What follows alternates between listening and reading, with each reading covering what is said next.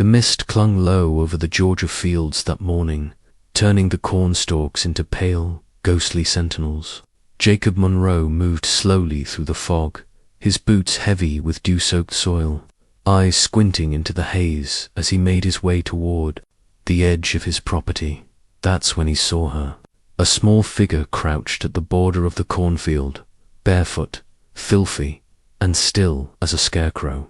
She looked no older than 6, her thin arms wrapped around her knees, her face streaked with dirt and something darker blood, maybe, or just the grime of neglect. Her dress was torn and stained, barely hanging from her small frame. Jacob stopped in his tracks. The girl didn't cry or run. She just stared up at him, unblinking, hollow-eyed, as if waiting for something or someone to find her. He brought her to the sheriff that same morning, but the conversation was short and fruitless. "Ain't nobody reported a missing kid," the sheriff said with a shrug, eyes already drifting toward his coffee. "Probably one of them cult kids from upstate. They let M wander sometimes, you know. Someone'll come looking." Jacob had nodded slowly, but the words didn't sit right. He knew that look in the girl's eyes, distant, hurting, like something inside her had cracked and never healed. It was a look he'd seen in the mirror for the past 7 years, ever, since his wife, Mary Ann, and their unborn child had died during labor in the back room of their farmhouse. Since then, the house had gone quiet, the fields had grown wild around the edges, and Jacob had become a man who spoke mostly to his crops and the wind. He didn't ask many questions. After the sheriff waved him off, Jacob brought the girl home. He ran a warm bath, careful not to touch the bruises on her arms and legs. He washed the dirt from her hair, combed it gently with fingers unused to tenderness. She never flinched, never spoke, not until she was dressed in one of Mary Ann's old shirts, the sleeves rolled up to her elbows. Sitting at the kitchen table, she finally whispered her name, Eden. That was all she gave him. No last name, no family, no place she remembered. Just Eden, said like it was a secret or a prayer. Jacob stared at her for a long while that night, the lamplight soft on her clean face, the silence between them strange, but not unwelcome. Something about hers, something quiet and aching felt familiar. Maybe it was her eyes, the same sad depth he remembered in Mary Ann's. Or maybe it was just the way she didn't ask to be saved, but didn't fight it either. He didn't call the foster agency. He didn't ask the county for help. Instead, he tucked her into the old bed in the spare room and told her she could stay. No forms, no questions, just a quiet promise in the middle of nowhere, between a broken man and a girl with no past. Jacob Monroe had once believed in 3 things: God, the land, and the promise that real love could hold a man together. But grief has a way of stripping belief down to the bones. After Mary Ann died in childbirth, alone in their farmhouse, while Jacob was out tending to a broken fence, something vital in him shut down. The nursery stayed empty. The rocking chair sat unmoving in the corner. He stopped going to church, stopped answering the phone, stopped caring whether the wheat grew tall or the roof leaked. Days passed like breath automatic and unremembered. The land grew wild around him, and Jacob let it. It was easier to disappear inside the ache than to try clawing his way out. But when he found Eden, curled like a feral thing at the edge of his cornfield, something shifted. Not light, not hope, but maybe purpose. And that was enough to keep him waking up in the morning. The first year was fragile. Eden barely spoke, but she listened. Jacob never pushed. She flinched at loud sounds, slept with a flashlight clutched in one hand, and hoarded food under her pillow. He never asked why. He only made sure the flashlight always had batteries, and that there was extra food wrapped and waiting by her bed. They moved in a slow rhythm around each other, feeding the chickens, milking the goats, tending the garden. Jacob taught her to patch fence posts and make cornbread. She taught him, unknowingly, how to exist in the world again. He read to her at night from an old set of encyclopedias, and she started keeping a notebook of things she wanted to learn. Constellations, animal tracks, healing plants. The sheriff came by once more, out of formality. "Still got that girl?" he asked. Jacob simply nodded. The sheriff looked at Eden, saw the bruises gone and her eyes steady, and never asked again. Over the years, the girl from the woods became something softer, though never tame. By the time Eden turned 13, she could outwork most grown men, run a splint on a goat's leg, and make biscuits from scratch without measuring a thing. She didn't go to school, but Jacob taught her everything he knew and filled in the gaps with library books and second-hand textbooks. The locals whispered, of course they did, that Monroe's got a wild child out there. They'd mutter in the feed store. Came out of nowhere, didn't she? But no one confronted Jacob. He was a quiet man, respected, and carried a sadness like armor. Besides, Eden never caused trouble. She stayed on the property, rarely went into town, and when she did, she moved through it like smoke scene, but unreachable. By 17, Eden had become a force of nature. Tall, strong, quiet as a shadow. Her dark hair usually tied back with twine, her hands calloused from labor, her eyes still watchful. She never talked about before. Jacob never asked. Their life had become one of silence and shared tasks, of comfort in routine. He'd started calling her kid in a gruff sort of affection. She'd started calling him old man, but only when she was feeling brave. She never said dad, not outright, but sometimes, when she thought he couldn't hear, she'd whisper it in her sleep. And sometimes, when he left the room, she'd pause by the photo of Marianne on the mantel and touch the edge of the frame, like it was something sacred. Eden's world was small, but it felt safe. She'd started filling out college applications, dreaming quietly, cautiously of becoming a veterinarian. Jacob supported her, helped her practice essays, even drove her to town to use the library's internet. He wouldn't say it, but he was proud. Proud of who she was becoming. Proud that the girl who once hid from shadows was now planning a future. For the first time in years, the farmhouse felt like a home again. Laughter came easier, even if it was rare. Meals were shared without the heavy silence of grief. The past, while never spoken, seemed to have loosened its grip. But peace, Jacob knew, never came without cost. On a sun-drenched Saturday, they went to the local farmer's market, something Eden had never done alone before. She stood beside him at the booth, arranging produce, smiling faintly at the passing crowd. That's when he saw the man, mid-40s, clean-cut city clothes. He wasn't buying anything. He wasn't browsing. He was standing still, staring directly at Eden like he'd found something he lost a long time ago. Eden didn't see him at first, but when she did, her entire body went rigid, like a string pulled tight inside her. Jacob watched the blood drain from her face, her hand gripping the edge of the table, knuckles white. The man took a slow step forward and smiled, not kindly, not warmly, but like someone who knew exactly who she was. And suddenly, the past Jacob thought they'd buried rose up like a storm cloud on the horizon, threatening to tear everything apart. A week had passed since the man in the grey cap appeared at the farmer's market, but the tension he left behind clung to the farmhouse like smoke. Eden barely ate. She hardly spoke. Her eyes stayed fixed on the windows, tracking shadows, listening for sounds Jacob couldn't hear.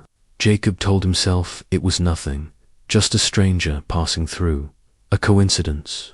But the lie wore thin the morning he found the letter. It was nailed to the barn door with a single rusted nail, crooked and deliberate. 3 words, scrawled in thick black ink on torn paper. I know you. No signature, no address. Just that. Jacob stood staring at it for a long while, the morning sun casting long bars of light across the dirt. His first instinct was anger, some kid's idea of a prank, maybe, a joke with sharp edges. But when he showed it to Eden, her face drained, of color like a candle melting under flame. She didn't say anything. Not at first. She just stood there, one hand clutching the edge of the table, the other wrapped around the flashlight she still kept in her back pocket. That night, she didn't sleep. She sat on the floor of her room, flashlight pointed at the door, eyes wide open. And the next day, still no words, no response to Jacob's quiet urgings. Not until the second night, when he found her curled in the barn loft, shivering even though the air was warm. Her voice came out small, almost broken. "There was a place," she whispered, "before you found me. I don't remember all of it. I try not to." She looked down, twisting her hands in her lap. "There were other girls. A man," he said. "Our souls weren't ours to keep. That we were chosen." He called me Esther. Jacob felt the breath leave his lungs like a punch to the chest. She had never told him anything before. Not about before. He'd assumed selfishly, maybe, that she was just a runaway, a lost child the world had failed. But this was something darker, something buried. He didn't ask for more. She couldn't give it. But he understood the truth, plain as blood on the floor. Eden hadn't wandered out of the woods. She had escaped. 3 days later, they came. It was just after dawn, the sun barely cresting the tree line, when Jacob saw them. 2 black SUVs parked just past the fence line, their dark windows glinting like eyes. He stepped out onto the porch with his shotgun slung low, not raised yet. A man in a pressed blue shirt and clean jeans approached with a polished smile and a clipboard. "Good morning, sir," he said, his voice smooth and practiced. "We're with a private Christian rescue group, looking for a girl, name of Esther. She may have gone missing from a faith-based community upstate. Just want to bring her back safely." Eden was standing behind the screen door. She didn't move, didn't speak. But Jacob saw her face, the way her eyes locked on the man's recognition. Terror. She didn't have to say a word. That was enough. Jacob stepped forward and slammed the door in the man's face. "No one here by that name," he said through the wood. "You need to leave my land. Now." The man didn't argue. He just smiled again, slower this time, as if he knew something Jacob didn't. "We'll be around," he said. "People like us, we don't give up." They left without another word, but Jacob knew they weren't gone. Not really. And now, every shadow outside the window felt like a threat. Every sound in the night sent Eden bolting upright in bed. She didn't call him Dad anymore, not even in sleep. She barely spoke at all. And Jacob, who had spent so many years learning how to protect a fragile peace, realized too late that he'd need to become a different kind of guardian, not just of the girl, but of her past, of the truth, and of whatever storm was about to descend on them both. Jacob had always believed in keeping to himself, solving problems with his hands and not his mouth. But this was different. This wasn't about land or broken fences. This was about Eden, about the shadow now stretching across her face when she thought he wasn't looking. The way she startled at every knock on the door, how she sometimes sat outside at night staring toward the tree line like waiting for something to come out of it. He couldn't protect her from what he didn't understand. And so, for the first time in years, he picked up the phone and called a man he hadn't spoken to in nearly a decade. Malcolm Reese, grizzled, stubborn, and sharp as a barbed wire fence. Jacob had hired him once to sort out a bitter land dispute when a neighbor tried to cut into the east pasture. If anyone could dig into darkness and come out with answers, it was Malcolm. They met in the back of the feed store, far from the few prying eyes the town still had. Jacob kept it simple. "I need to know where she came from. For real." Malcolm didn't ask questions, not then. Just nodded, scribbled a few notes, and disappeared into the kind of silence that usually preceded a storm. 2 weeks later, he returned, his face tight with something that looked a lot like anger. What he'd found wasn't just disturbing, it was grotesque. A defunct religious compound called the Children of the Fold, once located deep in the northern Alabama hills, now reduced to rubble and rumor. It had been raided 7 years ago, right around the time Jacob found Eden. Anonymous tips, abuse allegations, talk of psychological conditioning, starvation, and worse. But there were no charges, no survivors willing to testify, no official records. The man who ran it, Paul Madsen, vanished before the warrants were even drawn. He was never seen again, just ... gone. And the children. Some were relocated, others fell through the cracks. One of them very likely, Eden, had no file, no birth certificate, no trace. It was as if she'd never existed.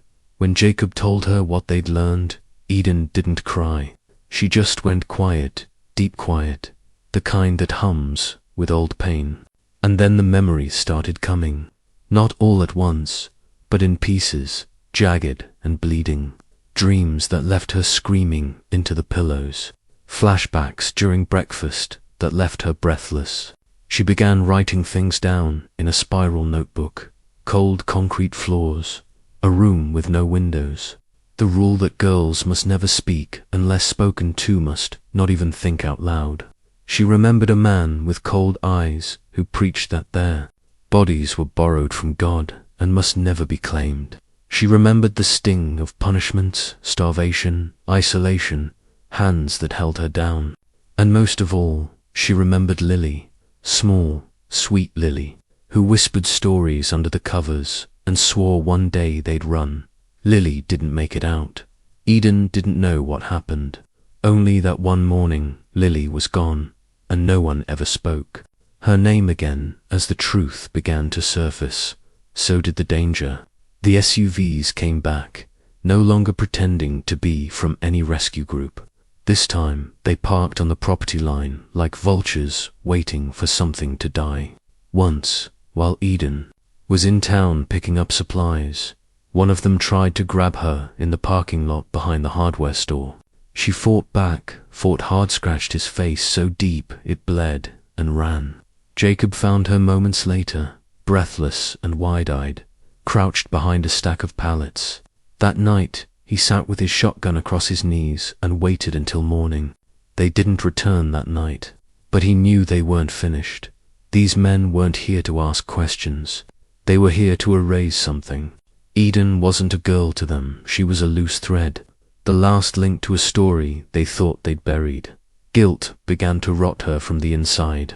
She started pulling away, skipping meals, working herself to exhaustion. One night, while washing dishes in silence, she looked at Jacob with red-rimmed eyes and said, "Maybe I should leave. Maybe I don't deserve peace. Not if it puts you in danger." Jacob froze, a plate slipping from his soapy hands into the sink. He turned to her, water dripping down his arms, and grabbed her shoulders with a firmness he hadn't used since the day he brought her in from the cold. "Don't say that," he said. "You hear me? You deserve the whole damn world, not just a slice of it. Not just what's left after the monsters are done. All of it." Eden's eyes filled, but she didn't cry. Instead, she leaned into his chest and stood there for a long while. Her heartbeat a wild bird fluttered, trapped between fear and trust. But even love, even fierce devotion, couldn't keep the walls from closing in. The sheriff was no help. He came out once, listened to Jacob's story, glanced at the tire tracks near the property, then shrugged like a man more afraid of paperwork than predators. "No proof they're doing anything illegal," he muttered. "You shoot one of 'em without cause, and you'll be the one in cuffs." It was clear no one was coming to help them. The cult may have been dismantled on paper, but its roots were still alive, tangled deep in places no one wanted to dig. Men like Paul Madsen knew how to survive, how to disappear and let others do their dirty work. And Eden, the last living piece of that hidden world, had finally been found. Jacob knew what came next. He'd built a life around silence, but now it was time to raise hell. He began reinforcing the house: new locks, blackout curtains, traps along the tree line like the ones his grandfather used for foxes. He called Malcolm again, this time not to ask for history, but for help with something more direct. Eden didn't need protection anymore. She needed justice, and Jacob, worn down, heart cracked open, and fierce as ever, was ready to give it to her, even if it cost him everything. The call came just after midnight. Jacob answered on the first ring, heart already thudding like a war drum. Malcolm's voice was tight, electric with urgency. "I found it," he said. "You're not gonna believe this. In Birmingham, buried in the restricted sublevel of a now-shuttered private psychiatric hospital, Malcolm had uncovered a hidden archive, sealed boxes of off-the-record psychological evaluations conducted after the raid on the cult compound. These files were never entered into any official system, likely suppressed under pressure or fear or money. Among them was a single, fragile document dated 7 years back. No name on the cover, just a hand-drawn flower in the corner. Inside, a description of a girl found near the compound's perimeter. Estimated age, 10. Malnourished, mute, refused to speak for days. But then, in pencil-scrawled confession, she whispered her name, Esther Madsen. Her father, Paul Madsen. When Malcolm read the name aloud, Jacob sat down hard on the edge of the bed, the weight of the truth crashing through him. Not just a survivor, not just a lost girl from the woods. Eden Esther was the daughter of the man who had built the nightmare she fled, the monster who had called himself a prophet and treated children like possessions, the one who'd vanished without consequence. His own daughter had escaped, had buried her name and story so deep inside herself that even she hadn't known the full truth. Eden didn't say much when Jacob told her, just sat at the kitchen table, fingers gripping the mug of untouched tea, eyes locked on a point far beyond the walls. "I don't remember him," she said after a long silence. "I remember the place, the voices, the rules, but I don't remember him." Her voice broke like a branch in wind. What kind of child forgets their father? Jacob knelt in front of her, rough hands cupping her trembling ones. "A child who survived something she never should have had to," he said. "Whatever blood runs in you, it's not who you are. You hear me? That man didn't make you. You made yourself." The truth shifted everything. The men in the SUVs weren't just cult loyalists. They were cleaners, erasers. Eden wasn't just a threat because of what she remembered. She was the last living witness who could directly tie Paul Madsen to the crimes his daughter, if she spoke publicly, would obliterate whatever myth he and his followers were still trying to protect. So Jacob and Eden made a choice. A bold one, a dangerous one. They packed the truck before dawn and drove straight to Atlanta, to a local news station that ran hard investigative stories and didn't shy away from heat. Malcolm called ahead, greased a few wheels, made it clear this wasn't fiction, it was history trying to claw its way to light. Hours later, under the glare of studio lights and a mic clipped to her shirt, Eden sat in front of the camera. Her voice shook, her hands trembled, but she spoke. She told the world about the children of the fold, about the rules, the punishments, the silence forced on little girls, about a friend named Lily who never made it out. And then, quietly but clearly, she said the name that made the anchor visibly pale, Paul Madsen. He wasn't just the one who built the compound. He was my father. The footage hit the internet like lightning. Within 12 hours, it had gone viral, shared by journalists, survivors groups, and advocacy organizations. Eden's name trended nationwide. Law enforcement agencies, long silent and passive, suddenly moved with force. Arrests began within 48 hours. 2 of the men who had harassed the farm were caught trying to board a flight to Costa Rica under fake names. A third was arrested in Louisiana, dragging a suitcase full of burner phones and cash. And then came the headline Jacob had been waiting for. Paul Madsen captured in Mexico, DNA confirms identity. He was arrested at a private compound near Oaxaca, using an alias and hiding behind a network of former followers. His eyes in the booking photo were hollow, defiant, but Jacob saw it plain. The kingdom he built on silence had crumbled. Eden watched the news with her arms wrapped around herself, face unreadable. The truth had come out like fire hot, consuming, cleansing down. Now all that remained was ash. But there was peace in the burn. She didn't flinch when Jacob sat beside her, didn't pull away when he wrapped his arm around her shoulder. She rested her head against him, and for the first time in a long time, she didn't look afraid. "You did it," Jacob said softly. "You told the truth, and it changed everything." Eden didn't answer. She just closed her eyes and let herself believe for the first time that maybe, just maybe, she was finally free. Eden returned to the farm in early spring when the ground was soft and the trees were just beginning to bloom. The house hadn't changed, not really. The same creaky floorboards, the same wind tapping at the windows, but it felt different now. Not smaller, not colder, but safer. Like the walls had heard her story and settled around it, like the land itself had decided to keep her this time. The world outside hadn't forgotten. The media came like crows, clustering at the gate with long lenses and loaded questions. Jacob met them all with the same quiet strength he'd always carried. "She's not a story," he told them. "She's my daughter." And that was the only answer they got. The state came next, officials, bearing apologies, hushed voices, and a settlement offer meant to make up for the years the system lost her. Eden accepted it without ceremony. She never wanted wealth, but she knew how much good it could do. Half went into a fund for other survivors, girls and boys who had slipped through the cracks like she had, who were still clawing their way toward the light. The other half, she poured it back into the place that had saved her. She and Jacob replanted the west field, cleared out the old shed, and built the start of a small animal shelter, functional but full of heart. She named it Lily's Haven, in memory of the girl who didn't make it out, the friend who once whispered dreams into the dark.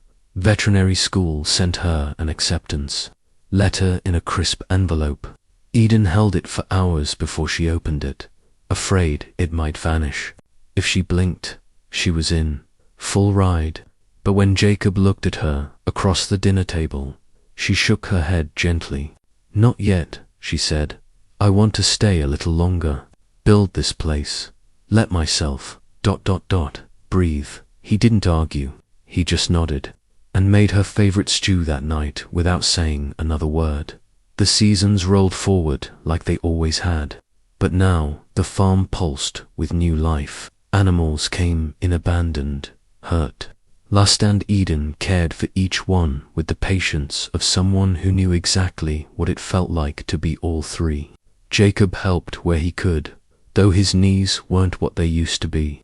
Mostly, he just watched her from the porch, pride glowing soft behind his weathered eyes. One evening, as the sun poured honey gold through the windows, Jacob climbed into the attic and found an old wooden frame buried beneath a stack of yellowed books. He cleaned it off, polished the glass, and placed a photo in it. Eden, standing in the field with dirt on her cheeks and a goat slung over her shoulder, smiling with a fierceness he'd never forget. He set it on the mantel beside the only other photo that had ever lived there, Marianne, forever young and radiant in her garden. When Eden noticed it, she froze, fingers brushing the edge of the frame. "You sure?" she asked quietly. "You really sure I belong there?"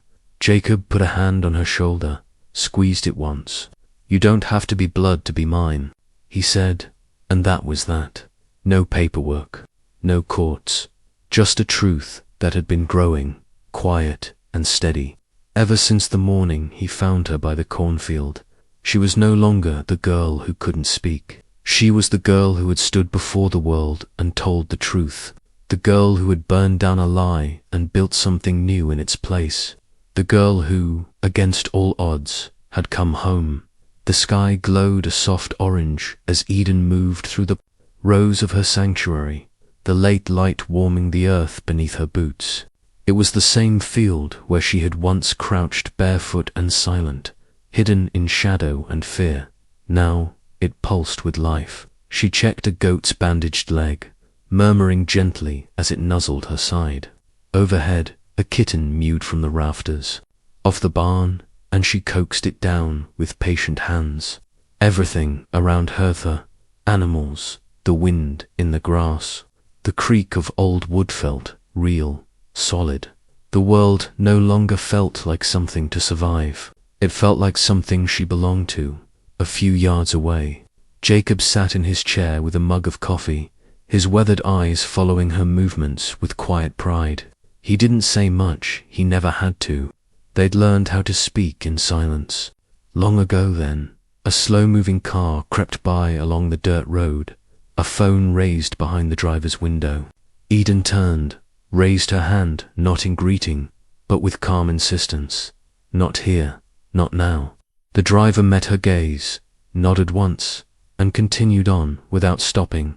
Jacob sipped his coffee and called out, "You sure this life ain't too quiet for you now?" Eden paused, looking over the field, the barn, the animals, the shelter she'd built with her own hands. Then she smiled, small and certain, and replied, "I never wanted quiet. I wanted peace." Near the edge of the field, a little girl stood frozen, eyeing a friendly dog with uncertainty. Eden walked over, slow and sure, and knelt beside her. Without a word, she offered her hand. The girl hesitated, then reached out and took it, just like Eden once had, all those years ago, when Jacob first bent down and offered her a life she never believed she could have. And as the sun dipped below the horizon, the world held still for just a breath and then moved forward, softer than before.